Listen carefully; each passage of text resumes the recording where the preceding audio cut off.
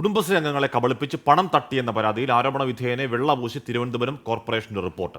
തട്ടിപ്പിനിരയായ വനിതകളുമായി ഉദ്യോഗസ്ഥന് ഒരു ബന്ധവുമില്ലെന്നാണ് public health ഓഫീസറുടെ വിശദീകരണം. എന്നാൽ കുടുംബശ്രീ അംഗങ്ങളിൽ നിന്ന് സ്വർണ്ണാഭരണങ്ങളടക്കം വാങ്ങിയതിന്റെ തെളിവ് 24-ന് ലഭിച്ചു.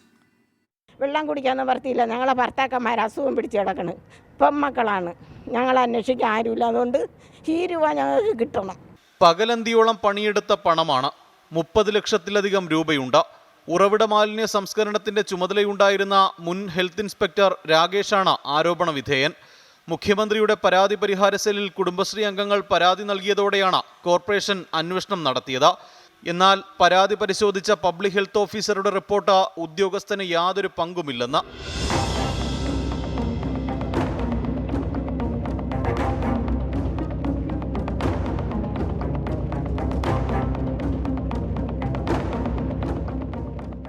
കുടുംബശ്രീ അംഗങ്ങളുമായി ഒരു സാമ്പത്തിക ഇടപാടുമില്ലെന്ന് പറയുന്ന ഇതേ ഉദ്യോഗസ്ഥൻ മാലിന്യം പേറി ജീവിക്കുന്നവരിൽ നിന്ന് വാങ്ങിയെടുത്തത് ലക്ഷങ്ങൾ വിലയുള്ള ആഭരണങ്ങളും പാരിതോഷികങ്ങളുമാണ്.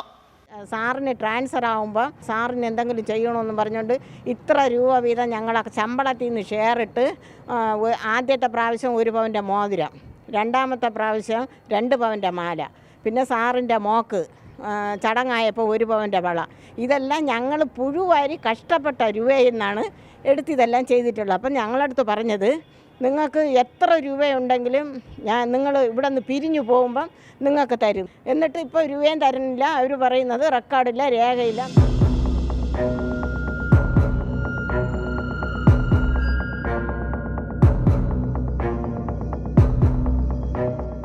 സർക്കാർ ഉദ്യോഗസ്ഥർ പണമോ പാരിതോഷികമോ വാങ്ങരുതെന്നാണ് നിയമം.